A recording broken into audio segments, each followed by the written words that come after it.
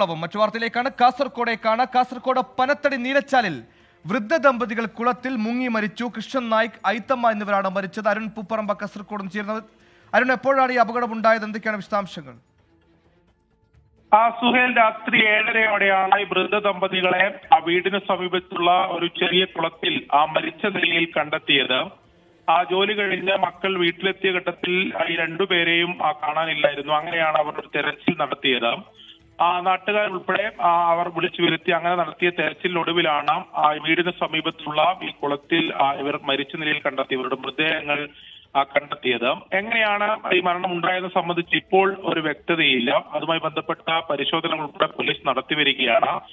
അപകടമാകാം എന്ന ഒരു പ്രാഥമിക നിഗമനത്തിലാണ് പോലീസ് ഉള്ളത്. മറ്റ് സാഹചര്യമോ അല്ലെങ്കിൽ പ്രാഥമികമായി നടത്തിയ പരിശോധനയിൽ മറ്റ് സാഹചര്യങ്ങളില്ല എന്നതാണ് പോലീസ് പറയുന്നത്. എന്നാൽ കൂടുതൽ അന്വേഷണം അതുമായി ബന്ധപ്പെട്ട് നടത്തുമെന്നാണ് രാജപുരം പോലീസ് ഈ ഘട്ടത്തിൽ അറിയിക്കുന്നത്. ഒരുപക്ഷെ ഏതെങ്കിലും ഒരാൾ കാൽതെറ്റി. അരുൺ പൂപ്പറമ്പയാണ് വാർത്ത വിശദാംശങ്ങൾ നൽകിയത്. വൃദ്ധ ദമ്പതികൾ മുങ്ങി മരിച്ചു എന്ന ദുഃഖകരമായ വാർത്തയുടെ വിശദാംശങ്ങളാണ് കാസർകോട് നിന്ന് വരുന്നത്. വാർത്തകളേറെയുണ്ട്, തിരികെ വരാം. ചെറിയ ഇടവേളയ്ക്ക് ശേഷം പ്രിയ പ്രേക്ഷകർ തുടരുക.